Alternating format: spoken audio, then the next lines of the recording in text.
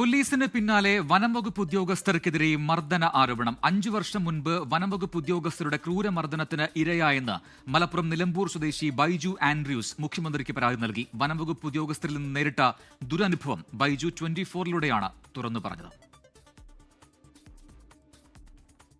പൊതുപ്രവർത്തകനായ ബൈജു ആൻഡ്രൂസിന്റെ സുഹൃത്തിനെ മാനിനെ വെടിവെച്ച കേസിൽ 2020-ൽ വനംവകുപ്പ് കസ്റ്റഡിയിലെടുത്തിരുന്നു. ഇതേ കേസിൽ അകമ്പാടം ഫോറസ്റ്റ് സ്റ്റേഷനിലേക്ക് കൊണ്ടുപോയ ബൈജുവിനെ എന്തിന് കസ്റ്റഡിയിലെടുത്തു എന്ന വിവരം പോലും അറിയിക്കാതെ ക്രൂരമായി മർദ്ദിച്ചുവെന്ന് അദ്ദേഹം 24-നോട് പറഞ്ഞു.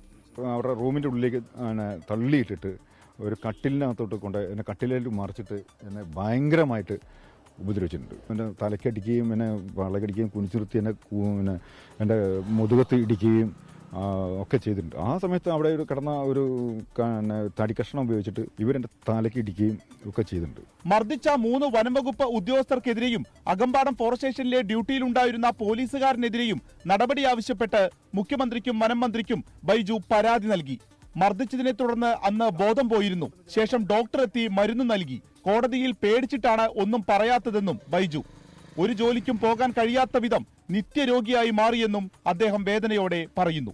വിപിൻ സി വിജയൻ, 24 മലപ്പുറം.